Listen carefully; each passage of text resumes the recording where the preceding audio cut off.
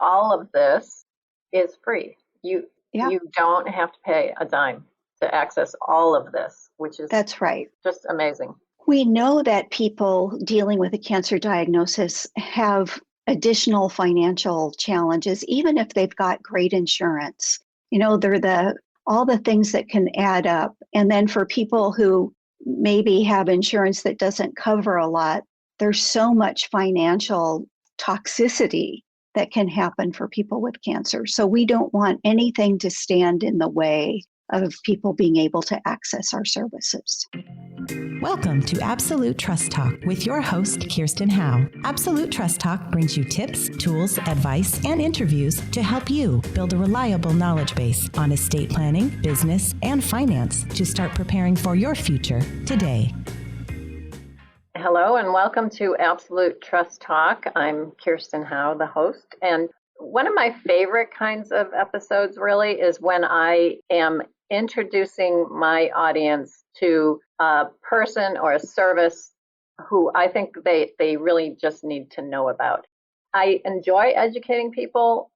You wind me up and I'll talk about aspects of the law all day. I do enjoy that. And I do enjoy educating people about things that other people do. But I especially do enjoy making people aware of services that are out there that might benefit them. And that's what we've got today. So I'm really looking forward to that.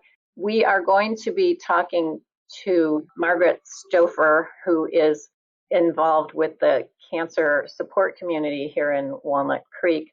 And I just really want my audience to learn about that organization and what they do. So I'm really looking forward to this episode for that reason. It's such an important area that people need to know about.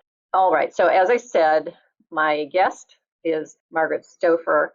Margaret is the Chief Mission Officer for Cancer Support Community, San Francisco Bay Area. And she's responsible for managing their delivery and the maintenance of high quality of their whole program, everything that they provide, that lots of services. That's what you're going to hear about today. She develops new programs for them. She supervises their clinical team, and just her area is to make sure everything is as great and as beneficial to their members of the community as possible. She's been there with the cancer support community for a number of years, and in that time, their membership has grown substantially, and it has enabled them to serve more and more people under her guidance. Margaret is a master trainer for their Open to Options Decision Support Service, and she'll talk to us a little bit about what that means. And she's also a licensed marriage and family therapist. So Margaret, thank you so much for being here. Welcome. Thank you, Kirsten. It's a pleasure to be with you today and to be able to talk about cancer support community. Yeah, I am really looking forward to this.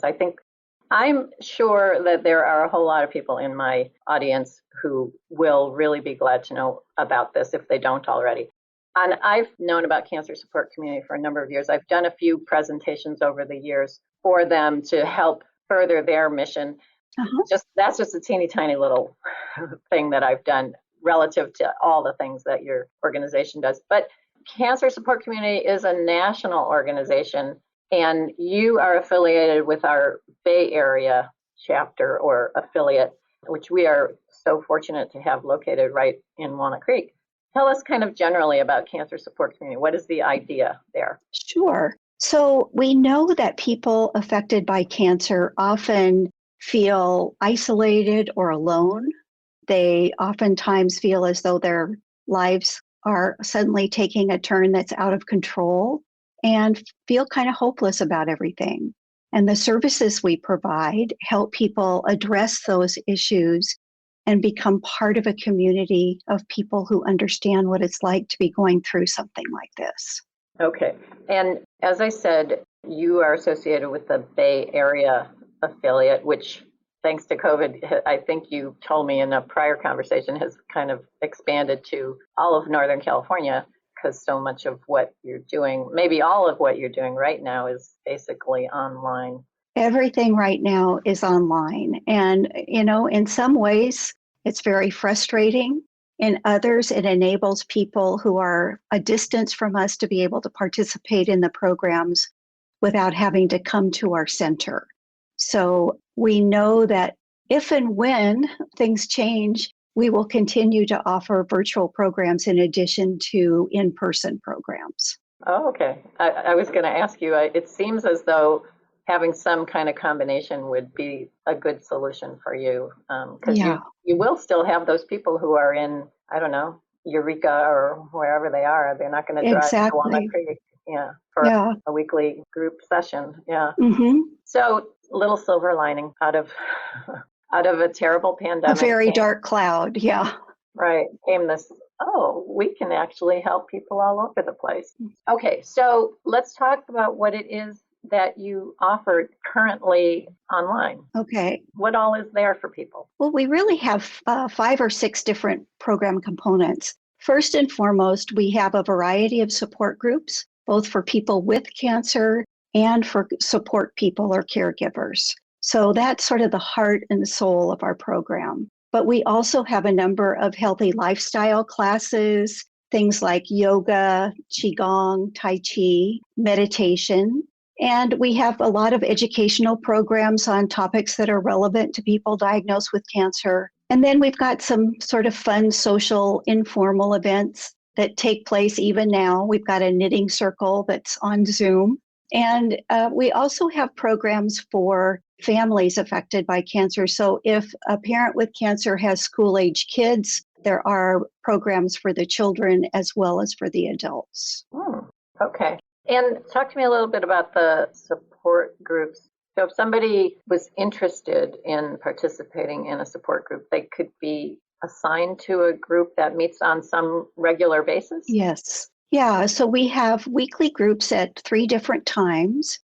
So we put people in groups based on their availability and when we've got openings. And that group can become like an extended family for them. So they see them week after week. Some people have been in groups for years if they've been dealing with cancer for that long.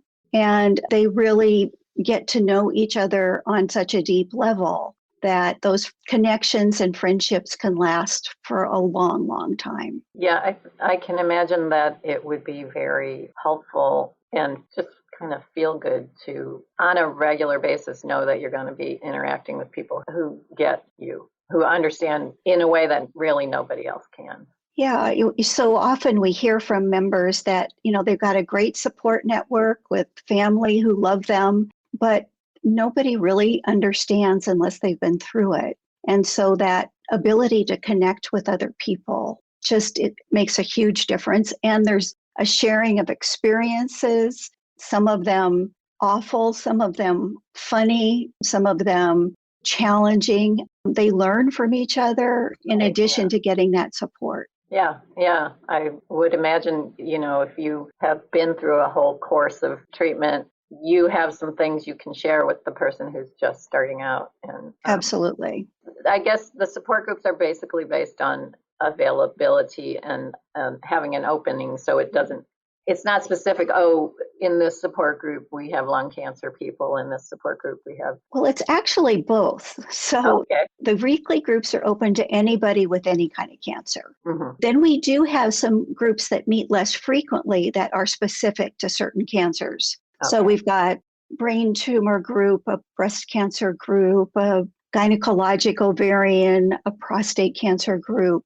So those groups tend to be a little bit more informational and focused on treatment issues, but they can still get that support and that connection with other people. Sure. Okay. So I know in the educational realm, you have sort of I don't want to call it a stable, but that's the word I'm going to use, or a bench of professionals who come and give webinars, seminars, whatever you would call it. Yeah, we're very blessed. We have a number of physicians who can provide updates on treatment because there's so many changes in how cancer is being dealt with these days. We have folks who provide workshops on complementary therapies and how those can help to manage some of the side effects and help boost the immune system. We have a lot of things like acupuncture and those kinds of things. Yeah. Ayurvedic medicine. So lots of things that people can utilize to feel more in control of what's going on for them, in addition to the medical treatment. Okay. Well, and just, to talk about the aspect of it that I'm familiar with, I have done, this was back in the before times when we could go to your Walnut Creek location, but I've done presentations for about estate planning, which is, something that if you're facing cancer, you are probably more likely to pay attention to and to welcome input and welcome information. So you do things not just in the medical realm. Right. You And what you're talking about, I think it's one of those things that it's hard for people to do because maybe on some level I think, well, if I'm taking care of those kinds of affairs, I'm going to die for sure. Yeah. But what we know is that if you've gotten that taken care of, you don't have to worry about it anymore. And you could live 10, 20, 30 years longer. So having those practical kinds of workshops is really important as well. And we're so lucky to have people like you who can come and do those presentations for our members. Yeah, I think you do those on a somewhat regular basis. And, like I said, once or twice I've done it for you, but I know there are other professionals, financial advisors, attorneys, what have you, that I know have presented to your people and about things that are helpful. Honestly, I'm going to say to everyone, but especially as someone who's, kind of worried about their health and maybe longevity. Absolutely. Yeah. Yeah. And I do agree with you that there's a certain freedom, maybe a sense of relief, liberation in getting things taken care of, whatever the thing is, just. Yeah. Okay. I don't, that's one less thing for me to worry about. Exactly. Yeah. Okay. So I do want to tell us your website address. Sure. Go ahead. It's www.cancer.net. Okay. And on your website, one of the things that I think is most interesting, valuable, perhaps, at least to me, you've got a calendar that shows all of the things, and really every day is packed full of things that you are doing. It's really astounding to me how much you offer. Yeah, we've got things 6 days a week. I do have to back up because I gave our website wrong. So, okay. Go if I can ahead. Correct that a little bit. So it's cancersupport.net. And that, of course, support is really important. So, right. It's right there in the title. Yeah. To get back to the programs, we want people to have a variety of things to choose from. Maybe somebody doesn't really want to be in a support group, but they could do a yoga class with other people dealing with cancer, and they still feel that connection with a community of people who understand what it's like to maybe not be able to do all of the poses, maybe have to modify them a little bit, those kinds of things. Yeah. And just, this is what appeals to me, to remind people, it's not all about cancer. There's fun stuff on there. There's I saw a ukulele-based class. Yep. or we're going to get together and sing to ukulele music, I guess is what. There's a mahjong. There's just purely fun things because everybody needs fun in their lives. We have definitely discovered that in the last year and a half, if we didn't know it before. We certainly have, yeah. In better times, too, we have a comedy night that we do. We have comedians who come in and donate their time to do a little live show. So that's really fun when we're able to do that. We know that laughter can be healing for people, and it even can sometimes help alleviate the perception of pain. So, I think sometimes people expect this to be a very somber place. And certainly we talk about very difficult things sometimes, but there's also a lot of laughter and a lot of just informal connecting and enjoying being with each other. Yeah. Oh, well, I got to keep track of your calendar because if I ever see that comedy night coming, I will sign up for that. For sure. Yeah. Okay. And one thing that's very, very important that I need to mention, and I have neglected to do so up until this moment, is that all of this is free. You don't have to pay a dime to access all of this, which is That's right. Just amazing. We know that people dealing with a cancer diagnosis have additional financial challenges, even if they've got great insurance. They're the all the things that can add up. And then for people who maybe have insurance that doesn't cover a lot, there's so much financial toxicity that can happen for people with cancer. So we don't want anything to stand in the way of people being able to access our services. Yeah, that's fantastic. And so talk to us about how does someone become involved? If you're a new cancer patient and you are listening to this podcast, how do they do it? What do they do? Okay. So it's very simple to go to our website at cancersupport.net, and you'll see our online calendar, and you actually fill out a new member form online. And then you can reach out to us and we will set up a newcomers meeting with you that helps us showcase everything that's available and get a sense of what you as a new patient are looking for. And we get a little bit of information so that we can have a sense of where you might fit in. And then you can register for anything online other than the groups, which we send you a separate link for to have added security. So it's really a pretty simple process. And once you join, that's all you have to finish as far as paperwork. You don't have to fill out the same form every time you come in like you do sometimes at the doctor's office. So yeah. Get that over with. Yeah, you already know my address. My insurance provider. Yeah. And I was going to say, I'm imagining also that being able to provide all of this online is helpful to people who sometimes aren't feeling very good. Yeah. Yeah. People can join the support group from their bedroom if they need to, lying down. So, and we've actually had people join from a hospital bed when they've been hospitalized for a particular issue.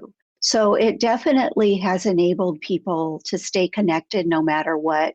Although we do worry about people who don't have access to internet, maybe don't have a smartphone, and we hope that we'll be able to find ways of serving them as well. Right. Yeah, I guess that's the one downside about not being able to have in-person is there are still folks out there who don't have that technology or have it but don't really know how to use it all that well. And I would be remiss if I didn't point out to people that the fact that I said it's free means somebody else is paying for it because it's not free. So you are a nonprofit organization. You're officially a charity. People can donate to you. That's right. And in fact, we've got one of our big fundraisers coming up, which is going to be a lot of fun. It's our charity gala, which now is a film festival, and registration is free for that. And you can go to our website and register for that. It's coming up on I believe, the 18th. And, we do a lot of fundraising with individuals and corporations because so many people have been affected by cancer. They often want to give back in some way. Yeah. And so you do, throughout the year, you do have kind of bigger events. And you just mentioned one of them. I didn't know it was going to be a film festival. That's really... Yeah, it's going to be... What a great idea. We're going to show 3 films that are the final films related to community and cancer. So we had a great team of judges from the movie industry, and we're really excited about it. And it's all going to be virtual this year. So you can just hang out at home and watch it. Great. Okay. And we do have a few questions from viewers. And let's see. Okay. I think you kind of answered this. Do you provide support or education for the family members of cancer patients? Yes. And in fact, we encourage family members to take advantage of some of those healthy lifestyle classes too, like the nutrition and cooking and the yoga. We know that family members are just as stressed as the person with cancer. And a lot of these classes help them manage the effects of stress more effectively. So the classes are open to them as well as the workshops. And then they have a separate space where they can talk about issues in group as well. Okay, that's good to know. It's a different kind of stress, I guess, for the family members, the stress of, I can't really do anything to help here.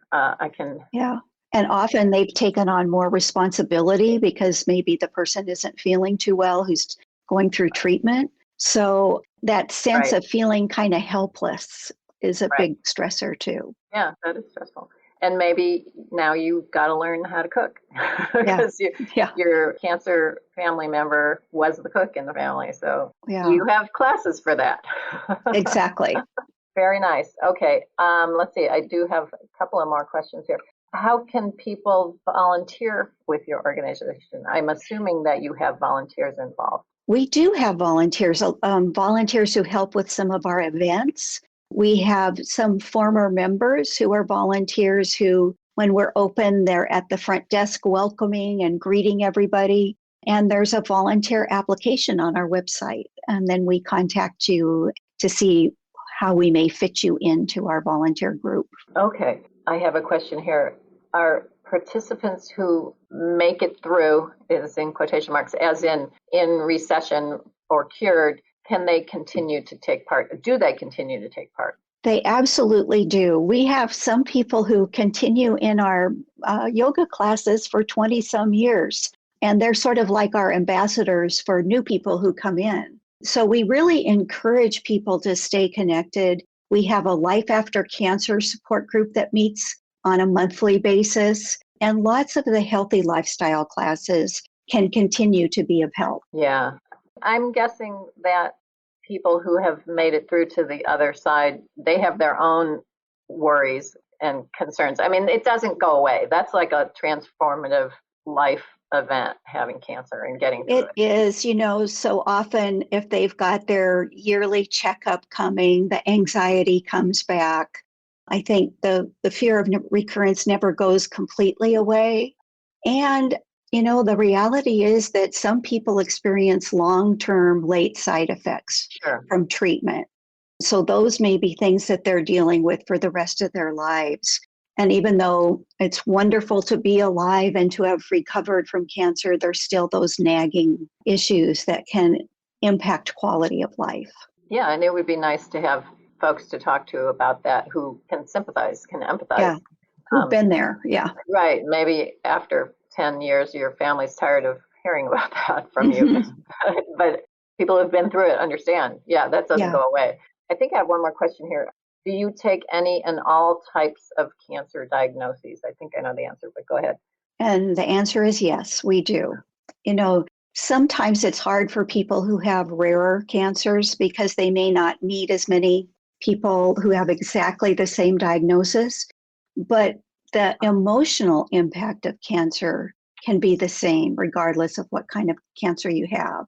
So being in a group with other people who know that aspect of going through cancer is common. Sure. Okay, Margaret, thank you so much for being here. I'm just going to remind everybody, Cancer Support Community, that's cancersupport.net. Did I get that right? You did. Check out their calendar if you're interested in volunteering, if you're interested in attending their upcoming fundraiser, check it out. And it's a fantastic resource. We are so lucky to have that here in Walnut Creek. But as we said, it's available to anyone, anywhere who has a computer and internet access. Thank you, Margaret. It was a pleasure. Thank you so much for having me. You made it easy. You are welcome. That's my job. All right. And thank you all for listening. Thank you for joining us today for another episode of Absolute Trust Talk Live. If you enjoyed listening in, then don't forget to subscribe. You can find us on Apple Podcasts or wherever you may listen by searching Absolute Trust Talk. While you're there, we would also love for you to leave us a review. And then why not share your favorite episodes with family, friends, or colleagues too? You can find all of our shows and corresponding show notes by visiting absolutetrustcouncil.com. You'll also find a variety of other free resources, including our ebooks, videos, blogs, presentations, and more. If you need help with your estate planning or administration, we also offer a free discovery call to help get the process started. You can find more information on booking your session by visiting absolutetrustcouncil.com/scheduling. Don't forget to keep an eye out for our next live episode in 2 weeks. If you join us for the broadcast, you can submit questions during the show. But if not, don't worry. You can always get in touch with us by sending a quick message to info@absolutetrustcouncil.com. Thanks again for listening. We'll see you soon. This podcast is not meant to take the place of legal advice from an attorney, and does not create an attorney-client relationship. If you do have a legal question or issue, please consult with an attorney.